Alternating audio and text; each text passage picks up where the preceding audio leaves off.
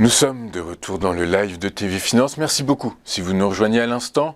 Comme je vous l'annonçais en sommaire, on va retrouver tout de suite Jean-Bernard Paya, avec qui je suis en direct et en duplex. Bonjour Jean-Bernard.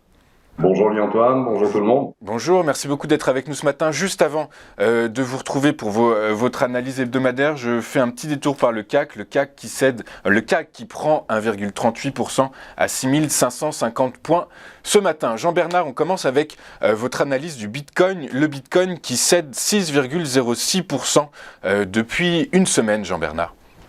Oui, exactement. Pardon. Il est vrai que depuis le dernier point bas aux alentours de 37 500 $, le Bitcoin a renversé un peu la tendance avec une trajectoire plutôt haussière. Mais cependant, comme vous le soulignez vous-même, cette hausse est très molle. Il n'y a pas de momentum. La raison est cela, principalement à la hausse des taux actuellement chez les bons du Trésor US.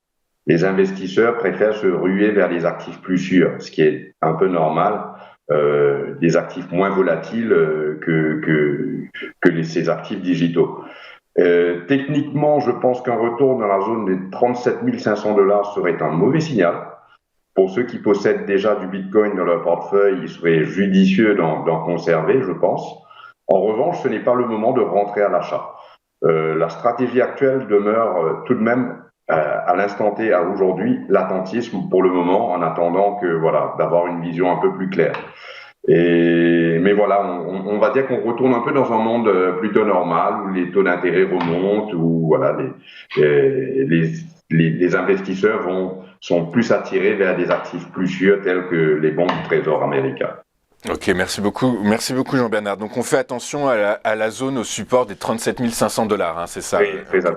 ouais. Ce qui veut dire que tant que le Bitcoin n'évolue pas en dessous, il n'y a pas réellement de tendance en fait finalement, c'est ça? Il n'y a pas de tendance parce que moi je pensais que ça allait être une impulsion, on va dire, un peu plus forte, un peu plus importante, mais c'est vrai que quand on regarde le graphique, c'est vrai que ça demeure, c'est mou, il manque de vitesse.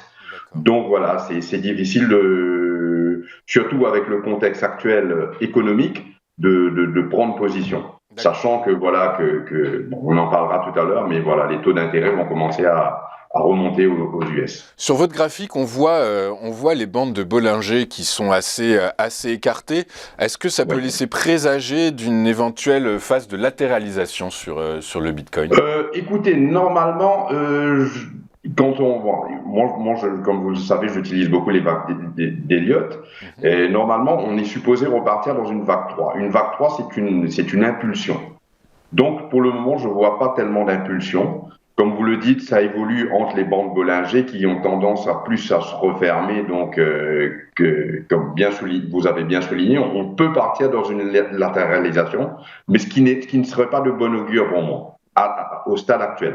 D'accord. J'aurais préféré avoir par exemple ce scénario-là un peu plus haut.